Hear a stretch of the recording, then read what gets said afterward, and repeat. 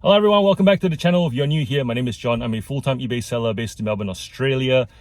It's the first day back after the public holiday. We've been camping. The kids woke up with energy. We've got about 50 parcels to pack, which is fantastic. I've got a 12:30 post pickup as well. For those of you who go to a bunch of different post offices, consider picking the one that you like the best, preferably a local post office, what they call an LPO, where the manager or the owner can actually offer you a local pickup. If you start bringing all your parcels to the same place, don't be surprised if they start offering you a local pickup, especially if they do it for free because they want your business. The best business owners recognize that you can go anywhere, and therefore if they can just incur a small expense to ensure that your parcels are their parcels on a regular basis, that's a win for them, that's a win for you. And a huge time saver as well, because you're not having to sit through the drudgery of peak hour traffic, especially if you've got big packing days and you're trying to drop it off before the post office closes. I'm going to pop into the local op shop on the way home and then do a bit of a what sold section after this, so stick around.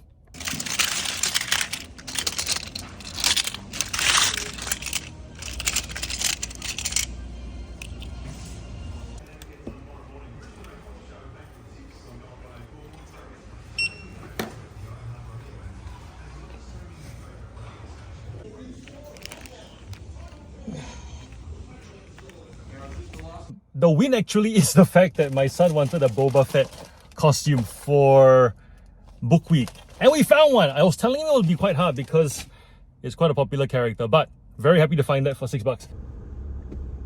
So the post office person is coming tomorrow, not today anymore. They messaged me saying they're a bit busy and was wondering if they could come an hour earlier. I said, look, I'm not going to be ready.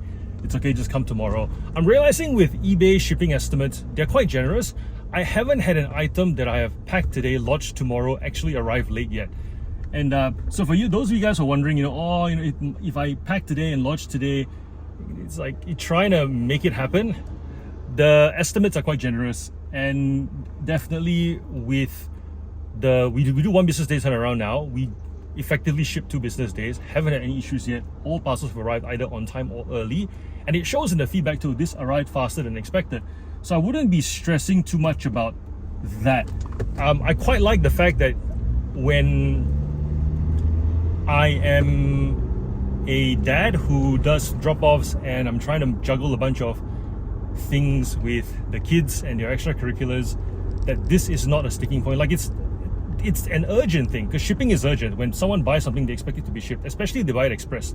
If it's express, I do ship it same day, whether it's meant to be shipped in a day or two. But it just goes to show, with this business, it is so suitable to wanting to be a stay-at-home dad, do things around the house, do things for the kids, do things for Jenny, that the most urgent thing isn't actually that urgent. I remember working in the bank, and when things were urgent, they were urgent, and people reminded me on a regular basis just how urgent it was. Of course, not all urgent things were actually urgent. Those of you who are currently or used to be in corporate jobs, you'll know. People will say, I need this done by this and that and whatever, and then they will make it seem like the world will end and you'll lose your job if you don't get it done by this time. And for the most part, it was not that urgent. So to be able to leave that kind of environment into this environment where it's a lot more relaxed, you have more control over your time and when things need to be done, and also with eBay's shipping turnarounds, where the estimates are quite generous, it's good. So yeah, if you're thinking of doing this as a side hustle and potentially even transition into a full-time business, the challenge will not be that. It would be finding good stock and growing your knowledge so that you know what to pick up on a regular basis. And when I say regular basis, if a part of you kind of went, is it really that regular? It actually is. You'll be surprised how much good stuff you can find if you go regularly and if you continue to improve what you will pick up. When I first started out, I wanted to try and make a full bag. I think it's an ADHD thing, wanting to make full things of things. I'll leave after 10 minutes, like 7 minutes just feels too much in between. And now we leave with full bags of better things, which goes to show I was probably missing items before that I now pick up, and I'm definitely leaving items behind. I'm also keeping track of items that I would like to pick up when they go on sale, because I have a feeling that it's not going to be bought by then. Most op shops have some sort of clearance system, whether it's a clearance rack at the front or some sort of progressive discount where, you know, they will half price and then they will let it go for $1 or $2. If you are in a place where you know the items that you're interested in picking up to sell on eBay are probably not going to be bought, don't buy it at the full price, just wait. And I'm starting to be confident at making that gamble, and it's paid off a couple of times already. There was a Kukai brand new with tags, kind of crop top, scuba knit crop top, where I think they retail for $140. There's on the tag there was a discounted price of $60, so I'm guessing the person who bought it paid $60 and didn't end up wearing it. The shop wanted $15 retail, and then after that they dropped it to half, and then now they got rid of it for $2. So I picked it up for $2 because I kind of know with this place that stuff isn't going to move. So that's what I mean, like when you increase your knowledge and you also get better at feeling out the places that you're buying from, you actually don't feel that sense of FOMO when you leave things behind. That's a big one. A lot of the reselling problems that come about is because of buying things because you're scared it's not going to be there, building up this so-called death pile. I hate the word death pile, but I get why why that term is coined, because it's overwhelming. It's this, I look at that and I don't want to do it anymore. I look at it and I find there's a sense of drudgery. Building up the death pile, FOMO, big part of that. I also remember when I first started selling toys, I would drive everywhere. I would pick up any lot. I would make full day trips of it to try and accumulate stock. And at the time, it was Thomas Trains that was the focus, and because there were not many people selling them, it made sense to go hard, fill up take up market share, so to speak, and start creating traffic in this category. Now that there's more competition and it's more or less a mature market, I think this is what I'm going for: young market, mature market. More people are playing in that game. I don't feel the need to go run around for stock anymore, because guess what? Someone else is going to get to it anyways. But I'll get my ones that are closer to me. I'll use my time to do other things and go wider instead. And that's what I've done. I went deep when there was the opportunity to do it, and then once it was mature, I went into a new one. Did Hot Wheels, used Hot Wheels cars, became one of the largest sellers of that in Australia, and then after that moved on to more action figures. At one point I was selling the most Halo figurines, but that was a short-term thing, seasonal. Halo figurines are very hard to come by. And then now with clothing is such a big category that everybody can have their share, but going full deep into it to try and get more market share is quite hard. You're better off, what I'm realizing is better off doing it slowly, methodically, set aside a couple of days a week, source in a methodical way, so you're not driving yourself crazy trying to chase your tail. You just go to set number of op shops this week, and then the next week I go to another set number of op shops, and I'm just rotating fortnightly at the moment, and that's giving me the result that I'm currently seeing. In terms of getting the store to say $10,000 every 90 days, just a matter of time. But if I want to accelerate that, it's about finding items that have a higher sell-through, higher sell price. But once again, those items are a lot harder to come by, and in the op shop situation. And even if I can find them, I don't really want to pick them up at the higher dollar value that some of the upper class suburbs are wanting for them. I went to, this AJ skirt, for example, I paid $20 for it. It should sell for between 80 to 100 because it's quite a pretty skirt. Or I hope anyways, it's my first one. Who knows, could sell for 50. Still profitable, but it's not like a 20, but it's not $2 to 50. So, but I have been to op shops in the more upper class suburbs where they want $200 for Alice McCall dresses, and they want, actually there was one that wanted $150 for an Alice McCall dress that doesn't even sell for that much on eBay brand new. But it's interesting how they price based off, they were pricing based off of the tag. So they saw the tag was I think about 300. I'm going off of memory now, I'll find the screenshots, but you'll get the idea. Essentially there was a price, brand new with tag price. They went, well, this is an op shop, so we're going to go cut, and then wherever we end up, that's what we're going to ask for.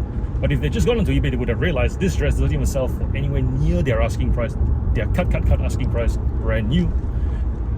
So I didn't pick that one up. There are some suburbs where they know certain brands do sell, and then they also know that the people who come through have that buying power because it is an upper class suburb, in which case then the price, that it's not a reseller's destination, I guess I'm not going back there. Because then what happens is their pricing of the bread and butter stuff also increases. So for example, where I am, it's more middle class, working class. Portman's blouses would be like $4 to $6, and then obviously if they go on sale, then yay. Their review skirts are like $6, $7. In those upper class suburbs, because they're pricing so much for the expensive stuff, by inference, relatively, their review skirts then go for $15, in which case there's not much point picking them up because they only sell for between $20 and $30 usually. If there's a bit more fanciness to it, I'm still figuring out the right words to use, but yeah, if there's more fanciness to the skirt, maybe $40. But the funny thing is though, even in upper class suburbs, there are opportunities. For example, I went to one suburb where their Vinis was super overpriced. I did not pick up anything there. I ended up just picking up toy cars and left. I went across the road and there was what felt like a community garden op shop. They had lots of glassware, lots of like free vegetables for people to take, and bread and whatnot, and what felt like a space to have a tea party if you wanted to come and gather and have tea and chit chat. Their clothing was fill a bag for $10 across the road. So I definitely wouldn't write off whole areas, and I wouldn't write off suburbs just based on this kind of like. But that fill a bag was pretty cool. I picked up some. I picked up like some really good linen stuff, like Talia Benson. I picked up a Talia Benson dress that sold for $70. There's a Hans Roder dress in there as well. There was a Casual like silk slip dress that sold for $40. Fill a bag for $10. So it's all been interesting. Definitely be consistent. Make it scheduled, I guess is what I'm trying to say. Don't keep going, and then after that, if you can't find something, feeling like, oh, I must go again, because I need to make a certain quota. I don't see the point in that. And in terms of improving your knowledge, join a community of people who know their stuff. I've been really blessed to be part of the Meaningful Hustle, which is my online Discord community that I run with Jonas and Rob at the moment. And it's been cool to be part of those conversations and retain new knowledge, because then whenever I go out into the thrift stores, I'm picking up new things. I don't deliberately hunt for them now. It's just going through the racks. That looks interesting. It's almost like a subconscious guidance system, which is cool. So if that's how you operate, definitely place yourself in conversation. It's one thing to watch a YouTube video like this one even and hear me talk, and you may retain one or two things. And I hear people say all the time, hey, look, if you get only one thing from this video, it's great. Come on, you're spending an hour watching a video, sometimes even 2 hours watching a video of a day in a life. And if you only get one thing, that's not a good return, and I feel horrible if that's your return. I'm hoping you get like 10 things from this video. But with conversation, right, it's 15, you're doing work in a co-working space, we're on video or not, and suddenly someone goes, hey, how's sales going? I picked this item up. And it could be a 50-minute conversation and you'll get one thing, and then another 50-minute conversation, you get one thing whilst being productive. That's a much better return for time spent. So that's the reason why we have the Discord community. I encourage you to join. If you're not part of it, it's free to join. The link's all over this channel. If you see the word Discord, click on it, you'll end up there. And yeah, definitely continue to refine your knowledge by adding new things, letting old things go. I can't even I'm actually quite intrigued by how the way I think about the categories has evolved. Let me explain. With toys, it was about going deeper and knowing more. So for example, I already know that this Thomas train is common, or this Hot Wheels car is common, or this action figure is not worth picking up.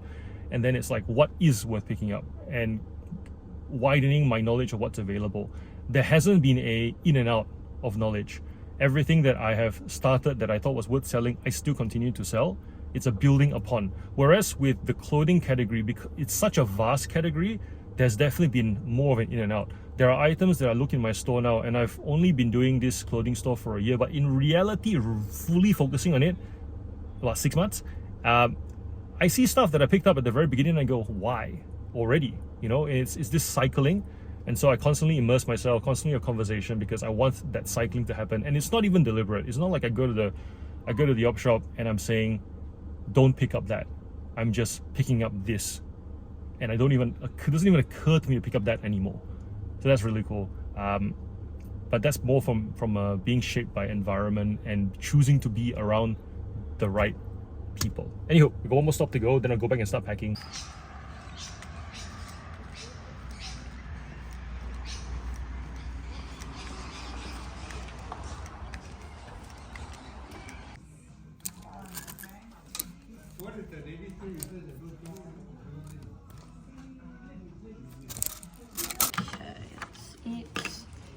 We will club.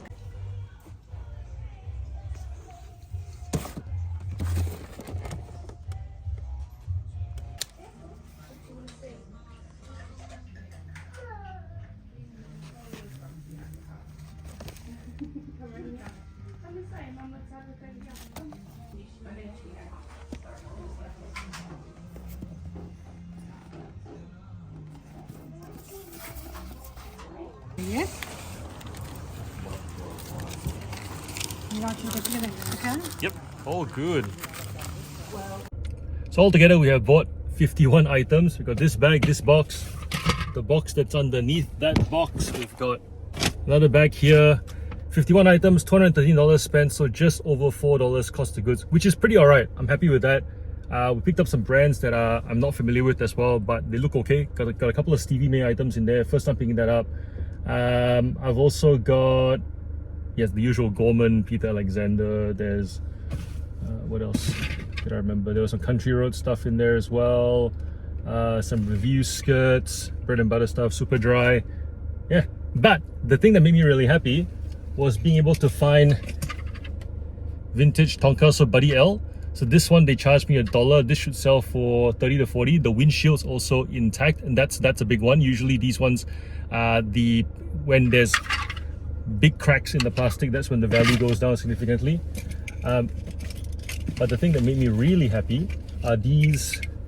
There were two of the same car. These are Hot Wheels crack-ups. They're like that, and essentially when they hit a wall, they get into an accident. And then you can spin it back and cover it back up and restore them. Yes, I think these are Buick Grand Nationals. They're also made in Hong Kong. So made in Hong Kong, Hot Wheels are as vintage as they come. These were 50 cents each, and they should sell for about $20 each in this condition. Usually, and if you're wondering why do they sell for so much, because there's a feature that a Hot Wheels car doesn't have. And most Hot Wheels cars today, you can't smash them around. They are not built to be smashed around. These are made of proper, I'm guessing it's die-cast iron, the heavy metal, not aluminium. And usually when I find these crack-ups, they're missing the hood. And the hood is the thing that holds the conversion back in place. So without the hood, it just keeps doing that. So yeah, if you ever see these crack-ups and they have the hoods on them, even if they're in really scuffed condition, pick them up because they are worth good money. So we've gotten our items from upstairs. This has me really excited because this is an 8-item order going to Hungary, and they're all in size 0 for baby clothes. So what that means is, if it's a good job, usually they buy more at a different size. The good thing about international shipping is that items are actually getting delivered a lot faster than you might think. So if you're not doing international shipping, or for whatever reason you're hesitant to because you think it might arrive slow or might get held up in customs, all of those things are factors that happen with domestic parcels as well. If you're going to sell on eBay, you want that reach. eBay's promoted listing shares your items globally. If you're, if you had to pay for your own marketing and you had to try and spread your listings, your website across the world, it will be very expensive. For the fee we pay, our ability to sell one-off items, random items all over the world, $10 Hot Wheels cars plus $30 of shipping to go to Italy, a $5 t-shirt plus $20 shipping going to New Zealand, the ability to sell these items that locally you would probably have to wait a little bit longer. eBay is the place. If you are using eBay, you have to do international shipping, especially if you're in Australia, where we are one of the smaller markets, believe it or not. There's a case we made to not do it if you're, say, in the US or in the UK, or maybe you do Europe only because there's a lot more, people per square it's denser per capita, whatever the word is. There are more people. Your reach in a smaller area reaches more people. But in Australia, if you're just relying on local alone, you're not doing yourself any favors. That's essentially it. I'm a bit short of breath because it's hot. But we will get to it. So yeah, very excited about this order. Levi's jeans. I'm not a jeans expert. I pick it up when I feel like it's worth picking up. I know that there is a very real market for distressed, worn out, worn in jeans. I haven't bothered going deep diving that yet. Partially because jeans take up a lot of space, partially also because I'm not excited about it. But these were essentially as close to brand new as I could get. These jeans sold for 35. They're the 511s. They sold for 35 plus shipping. This is a casual silk slip dress. I have been passing up on these because they don't look like much, and only recently have I started accepting that people sometimes buy clothing that don't look like much. And it's funny because when I told other clothing sellers that I've picked up silk slip dresses, they go, yeah, we do it all the time. So clearly I've misjudged it, but I won't anymore. This we picked up I think for $6. We're going to be selling it we sold it for $50 plus shipping. Didn't make an offer. $49.95 was the asking price, and that's what they paid. These are Decuba ankle jeans. They're a size 14. They have been altered around the waist, and I did put measurements in. I even made a mistake on this listing. I listed them as a size 16 when they're actually a size 14. But then I messaged the buyer and said, there are measurements. I'm sorry for the mistake. Do you want them, or would you like a refund? They were like, nope, it's fine. They will still fit me. Yeah, very happy with that. I know that with every category, there is this risk that you might mislabel something, you might list something incorrectly, you might miss out on flaws, and that's okay. It's part of the learning process, and it's part of the learning process with second-hand items because it's not new. Even with new items, there are flaws. So, don't be so hard on yourself. Don't feel like the moment you miss any flaws, there's going to be, huge repercussions. There are not. Returns are a natural thing when it comes to running a business.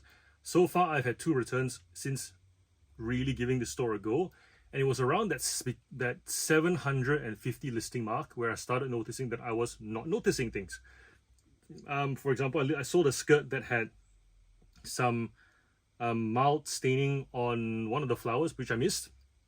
They said I'm happy. They said I'm happy to send it back for a full refund as long as you send me a label. I said cool. So I sent them the label. They sent it back. We've relisted it. It has not affected sales. Another one was a Uniqlo. It was a linen jumpsuit, but I listed it as a dress because I even took a photo of me holding up one leg so that when I looked at the photos, I knew that it was not a dress because it was one of those wide leg kind of jumpsuits. So therefore, draped on a hanger, it looked like a dress. And I listed it as a dress because it was late at night and this thing just didn't happen. Buyer got it and said, oh my gosh, I discovered it had legs. It's not good for my bladder. And I was like, yes, I totally agree, because I know women who don't like jumpsuits purely for that reason as well. And friendly conversation, send them a label, they returned it, we've relisted it. No repercussions as far as sales slowing down. I know some people will say when cases get open, eBay steps in or yada yada, whether it's rightfully or wrongly, sales slow down. I have seen it in some stores, but now I'm not convinced anymore that it's a thing, because it didn't slow sales down in the clothing store that I've got. It did slow sales down in the baby clothing store that I've got, where someone opened up a case saying that the onesie we sold them looked like it had been altered. They said that it wasn't symmetrical. Just so you know, onesies are not symmetrical because they're stretchy fabrics. And they made some story about how they lost a child and that it was meant to be sentimental, and then when it arrived, it upset them. And I said, could you please just show us, where you think it has been altered? And they just kept building on this story, which to me is a red flag. When someone is opening a return and they are not willing to provide visual evidence of the thing that they're complaining about, even for motorized items where you can't upload a video onto the returns case, buyers who have said to me that it doesn't work, or they're trying to troubleshoot with me, they will try and find a way to get me to send them an email address or a number of something that will allow them to send that video to me. And the fact that this person just wanted to tell a story and get a full refund, I was like, nope, here's a label, send it back if you want, send it back or no refund. And when you do that, eBay actually has a cutoff time. If they don't send it back by that cutoff time, you're not required to refund them anymore. There is no negative feedback. Any negative feedback that they leave will be removed. In that situation, it did slow our sales down for a week. So I don't think it's a thing. I think it may be a thing, but once again, the only thing we know is that the algorithm is complicated and complex, and no one really knows how it works except that it does. So all this to say, don't stress out about returns. It will happen when it happens. Follow through with eBay's processes, and if you have to incur the cost of a return because of a mistake, so be it. It happens. It's bound to happen, especially when you start getting into the several hundred listings, several thousand listings, and you've got and deep down, you're rushing, you're trying to do it faster. I know I'm trying to do it faster, and every time someone has pointed out that I have missed a detail, my brain doesn't go, no I didn't. My brain goes, fair enough. I'm trying to do things faster. So yeah, this is that Talia Benson dress I was telling you guys about earlier. It's linen, it's made in Italy. There are very few comments on eBay because there are very few that are actually sold in Australia, but they are sought after in Australia. They are made in Italy, and the word is cottagecore. So essentially cottagecore patchwork. They look like they were made from quilts and curtains. Some people like that style. It's reflective of their personality, I guess.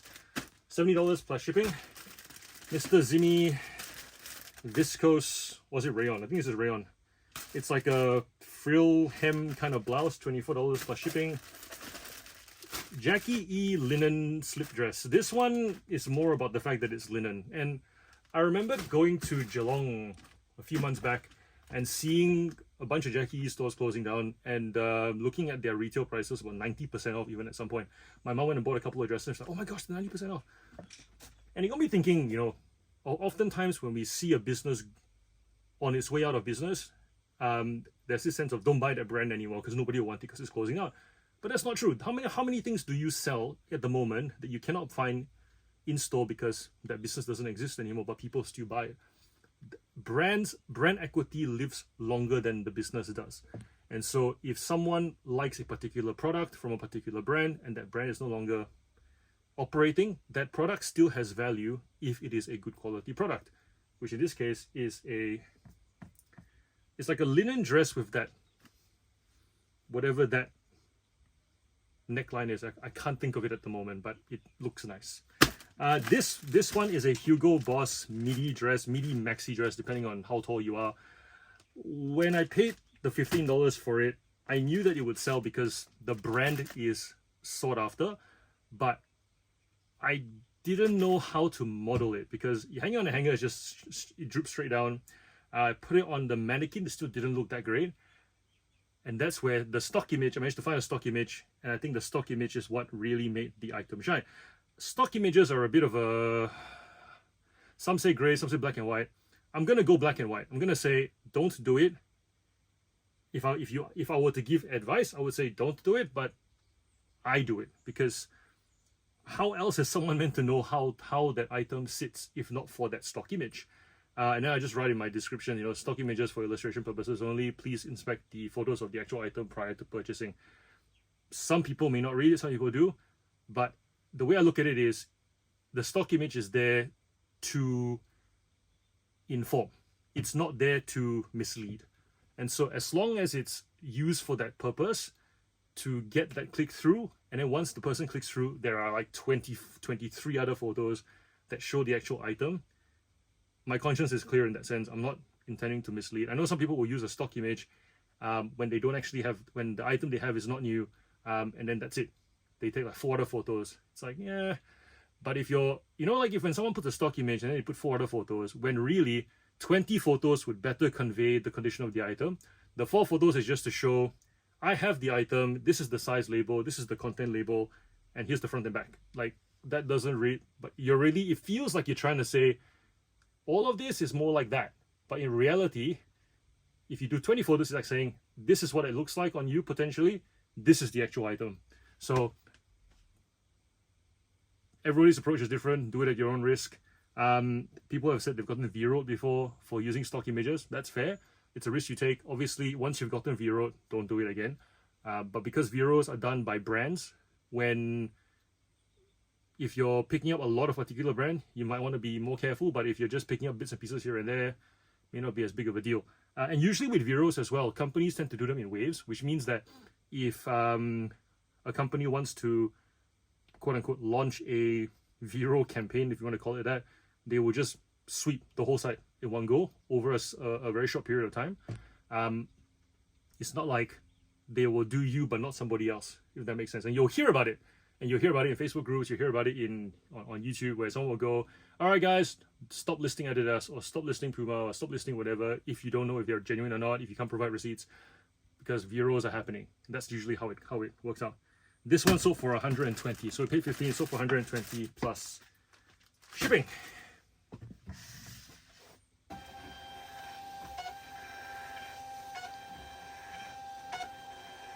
This is a lifted Ford F-150. You can see lifted just means that a child can walk under it in real life if this was a real thing. The white panel on a alternative color, the contrast panel, this is a very common colorway from early 90s trucks. And so when I saw this, I was like, yeah, this is definitely going to sell. Someone's going to want this for their collection because it's reminiscent of that period. This I was asking $10. It sold for $7 plus international shipping to New Zealand. You guys know that I charge a flat international shipping rate of $34.95 for anything under 500 grams.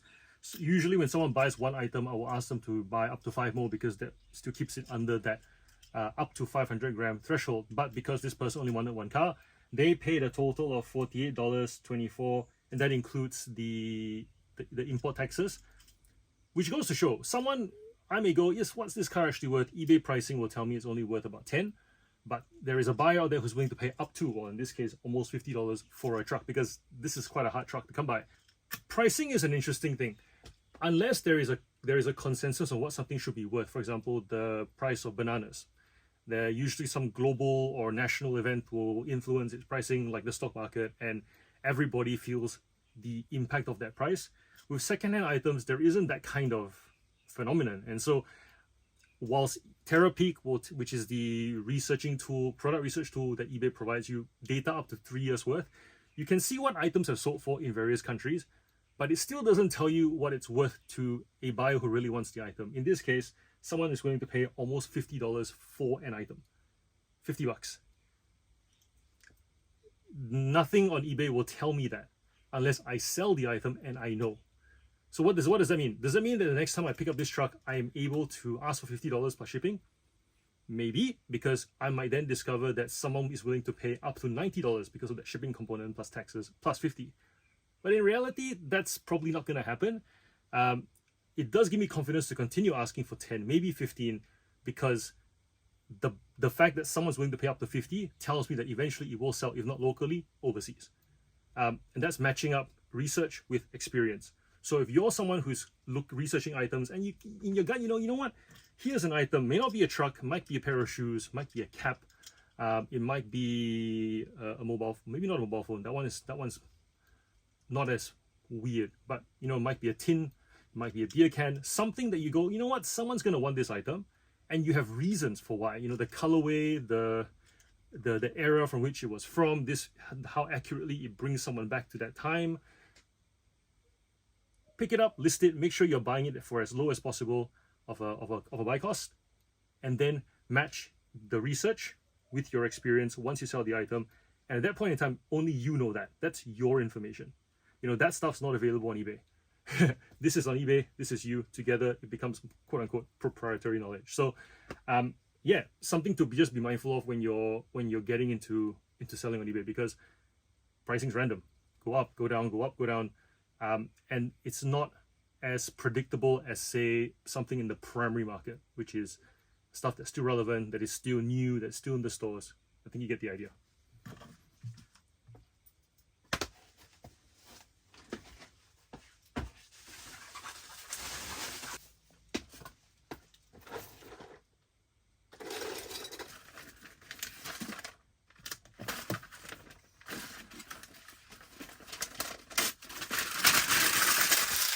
This is a tanker truck. It's got the ELF motor on it, motor oil logo on it.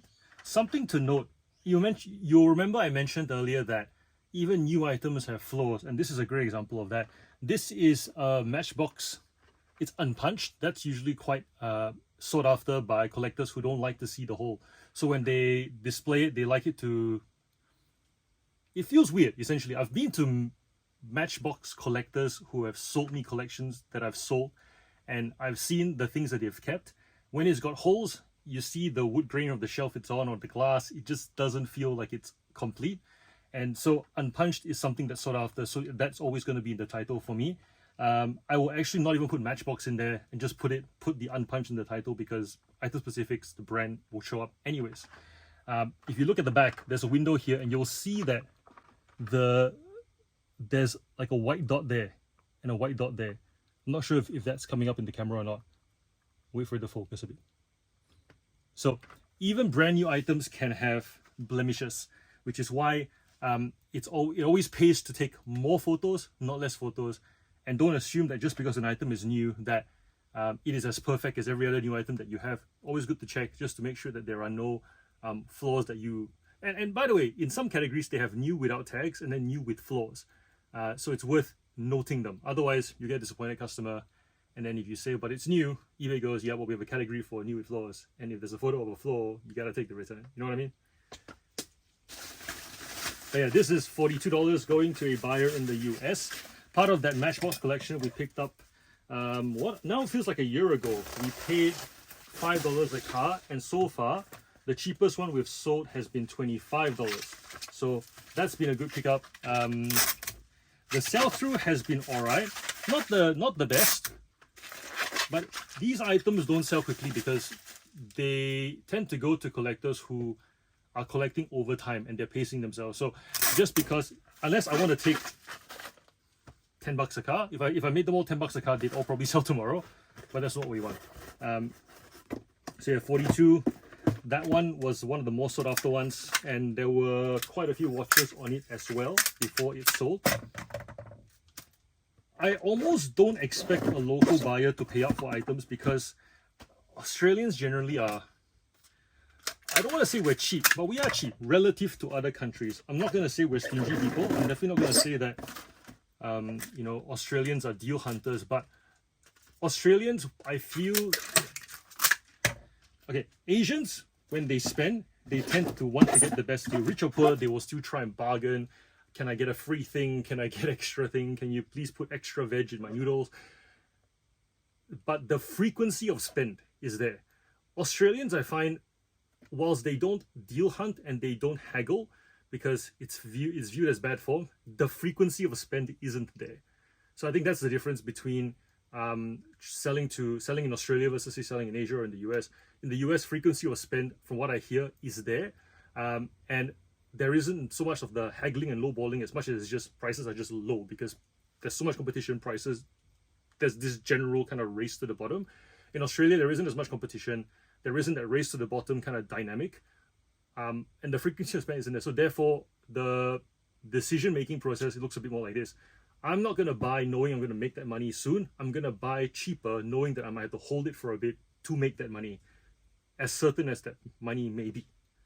That's been my observation. What do you think in the comments? Let me know. Do you agree with my assessment that with Australians, there isn't that frequency, even though there is no haggling?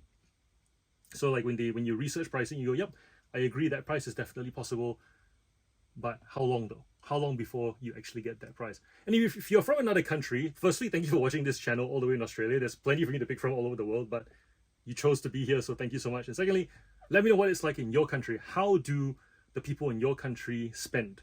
From a frequency point of view, willingness to pay up, bargain down, bundle.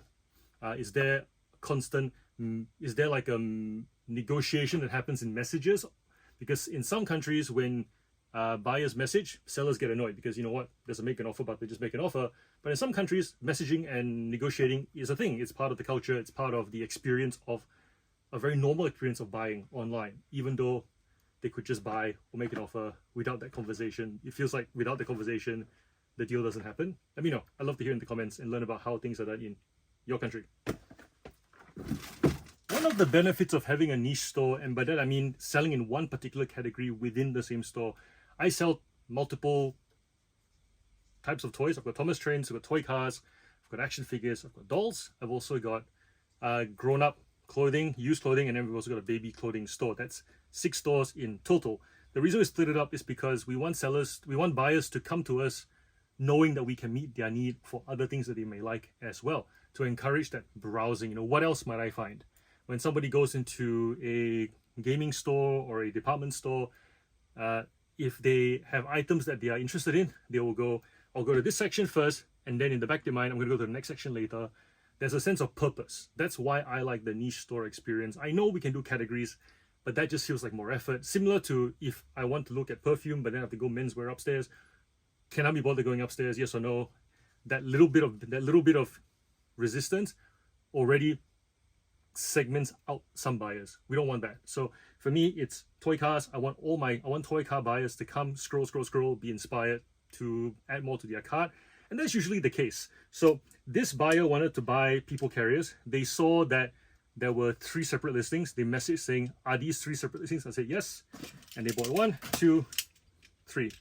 Very niche store happening. They were listed at different times. So one was listed in October last year, another one in October last year, and one in November. So about a month apart, all 3, and they all sold now. So about 4 months later. Not bad. But yeah, this doesn't happen if you've just got a general store. Yes, I do pay 6 lots of eBay fees, and yes, there is a logging in and logging out process that happens when listing, when printing out labels. Logging in and out is really not that big a deal. I know that some people will say it's an inconvenience. It's not. I get used to it. I log in and out on my phone, I log in and out on the computer. Sometimes I'll be listing in 2 separate stores at the same time, just have it open 2 separate browsers. It's not that bad. It's just a matter of getting used to it and then streamlining work so that we only work on, 2 stores a day. Even when printing out labels, it's not that much more effort when it is something that facilitates sales. I understand. I think when I was learning marketing, our lecturer said when someone complains about something, be it the price or the inconvenience, what they're really saying is, I don't see the value. The moment people see the value, all those objections go out the door. The moment someone sees the value in doing a new habit or buying a new product, price, the process to get it, the amount of time it takes, all of that doesn't matter anymore because it's worth it. For me, worth it. I would not build my eBay stores any other way. And if I were to get into a new category, new store, it is.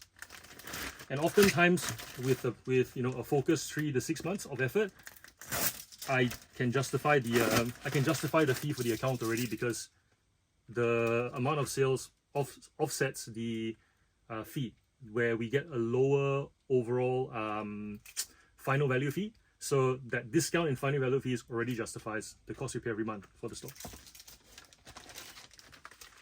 Is Dr. Damage or the Rambulance.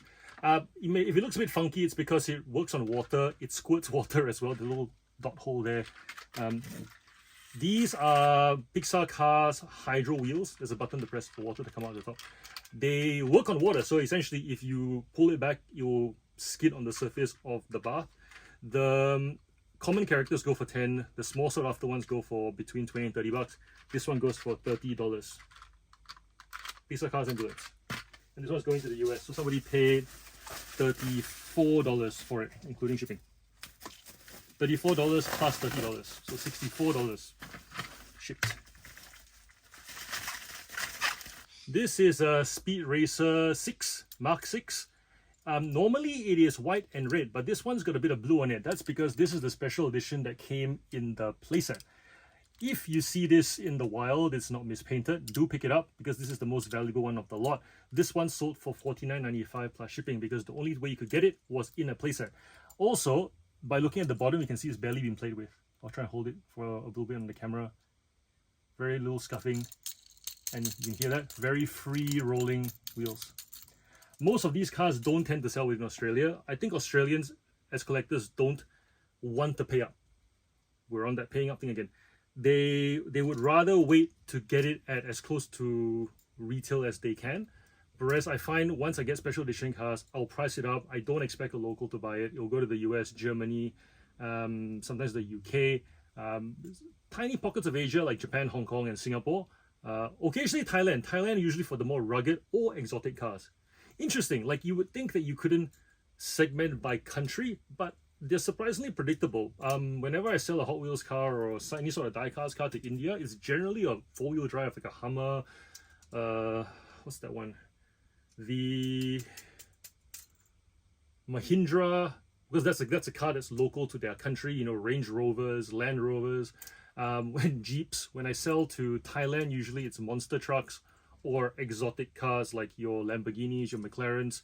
When I sell to the US, it's usually to a collector of a particular casting, and then they also want the special edition versions, the one-off versions, the versions that only got released in Australia, things like that, and they'll pay the shipping for it too. When they go to Europe, usually it's the European cars or the cars that they have in Europe that they make die-cast cars for that Australians don't care for, like your Rovers, your MG Rovers, your the random Fiats and Citroens and Peugeots that, you know, as they can, we know about it here, but it's just not in demand here because you don't see them on the road. So yeah, those cars go overseas. And if you're wondering, like, so John, if you ask me, John, how do you price an item for an overseas market?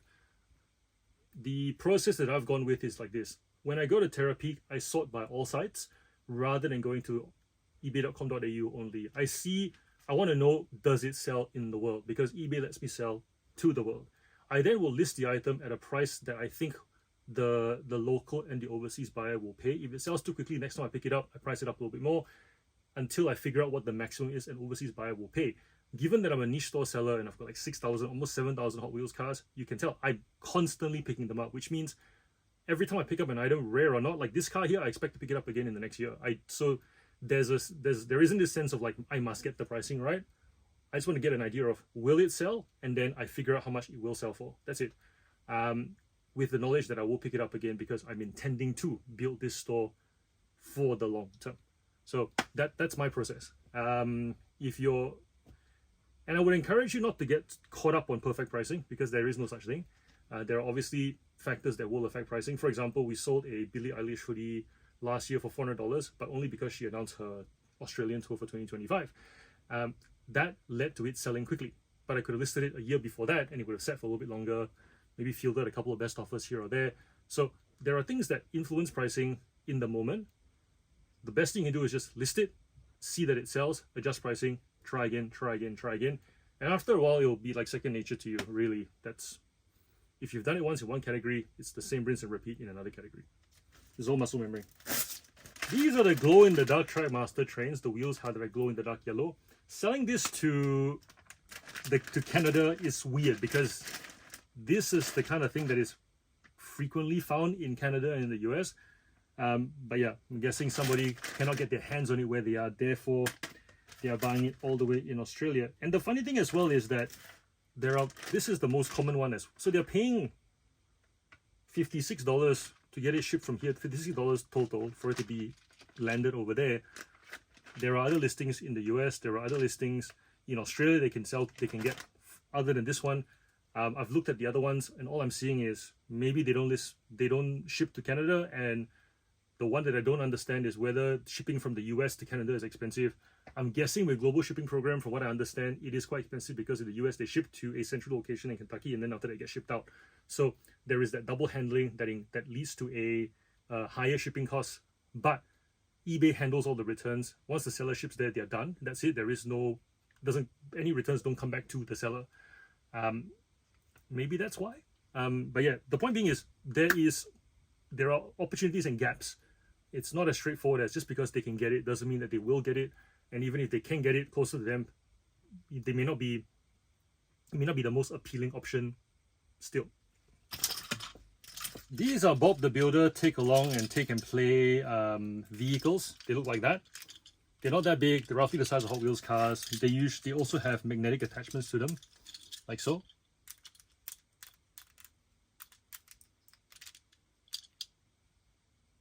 reverse polarity. There we go. The common characters sell for about $10 each, which in this case is going to a regular buyer who made the point of messaging me that these reminded him of his childhood. So these are $50 in one order. And this one is bristle going to the US. It's a little bit rarer. This one's for $15 plus shipping. Even the bristles don't really roll, or kind of. But yeah, keep an eye out for these. You usually can tell because they got a little knobby magnet at the back of them. These are Flintstones figurines.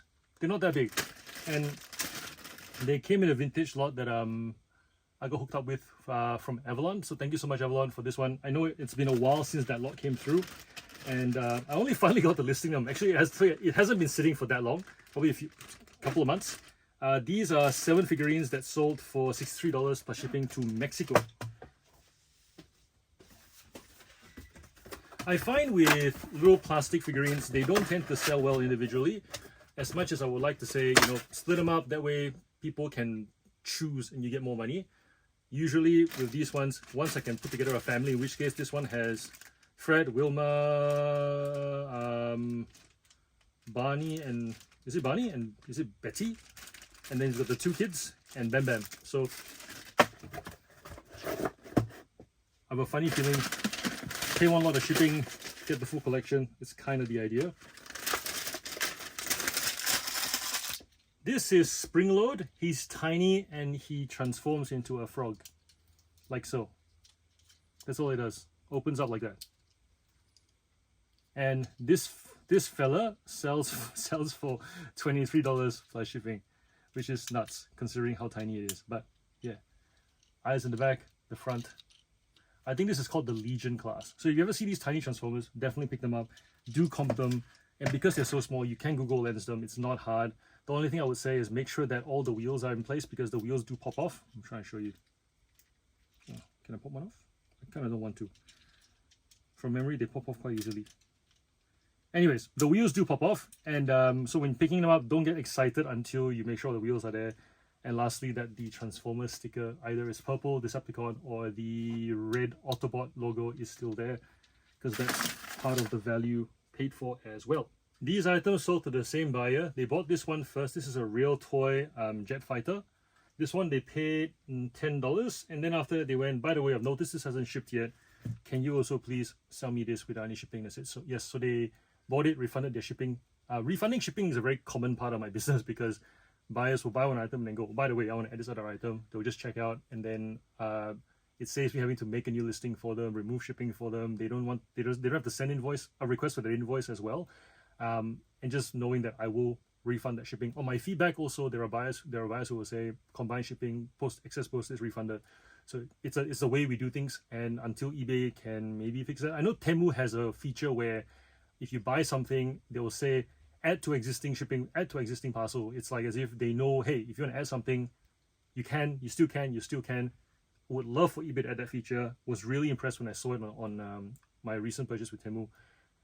It's possible. Hopefully that's something that we get in the future. But yeah, only if you have a niche store. Can't say that enough. And if you want to know more about why I have multiple stores, I've also done a video in the past that more or less covers all of that. It's in the description. Go check it out. Alright, may not be able to finish all of this by the end of the week.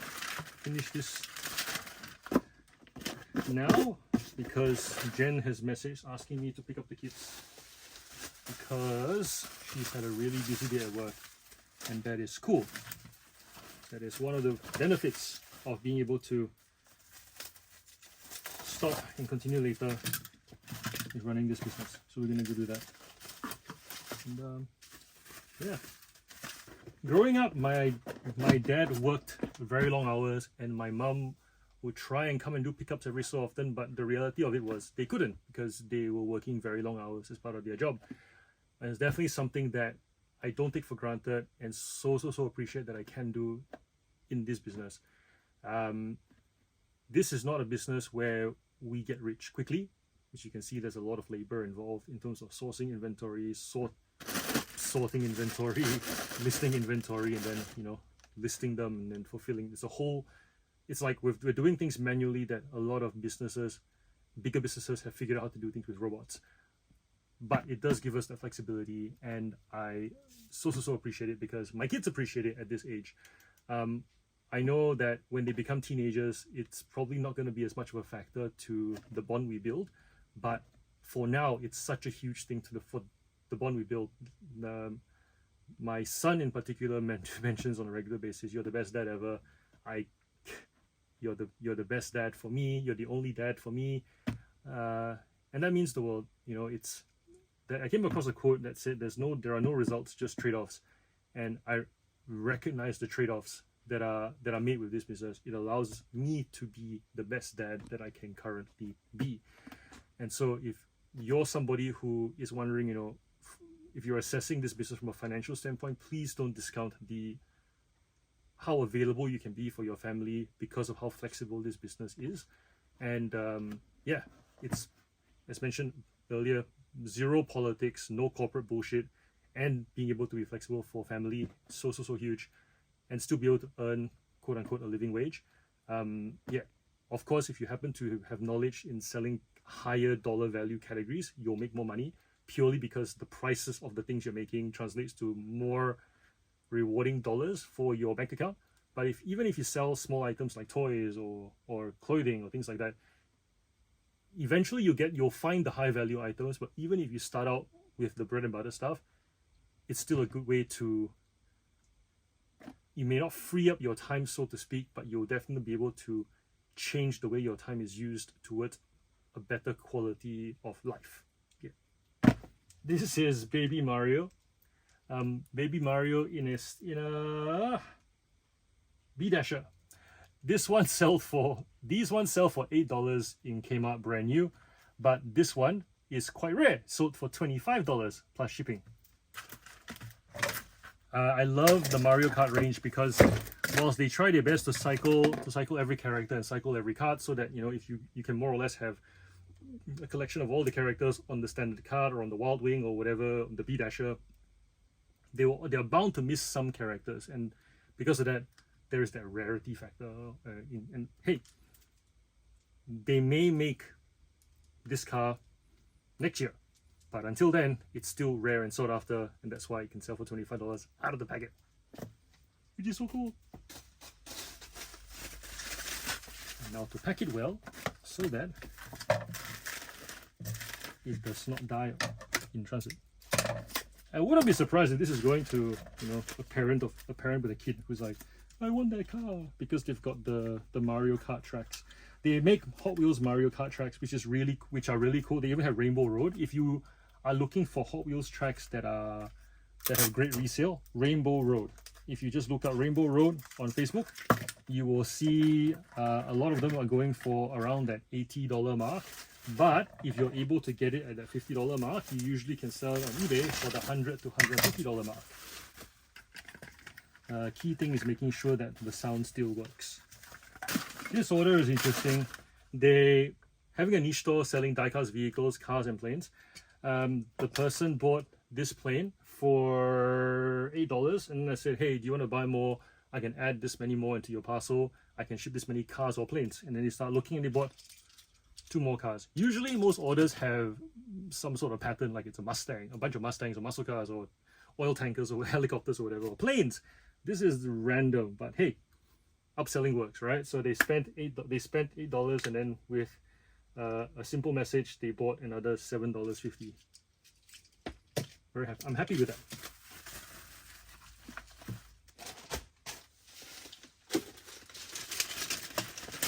These are chocolate cars. They're not even made by the same brand. One of them was made by Hit Toy Company and the other one I think is made by Tomy.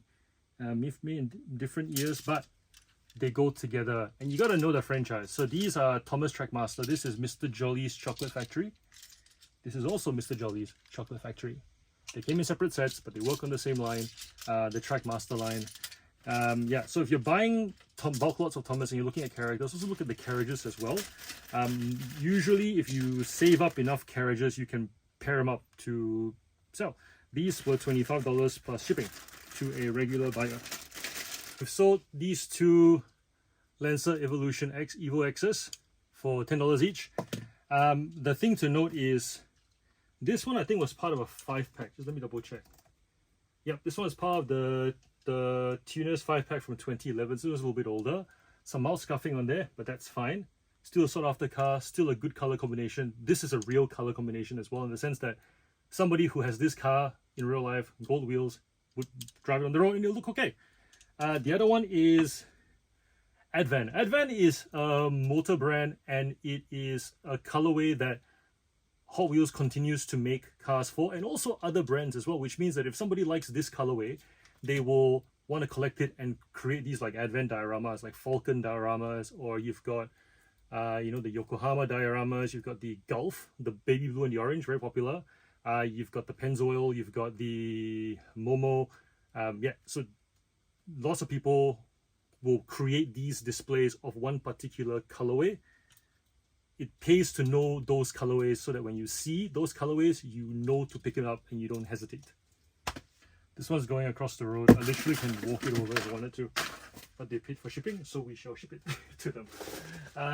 These are two Transformers. They're construction-based vehicles. They sold for $39 and $31. They came in a lot that I paid $250 for. I think it was $120. This was about $2 each. This lot has been paying dividends massively.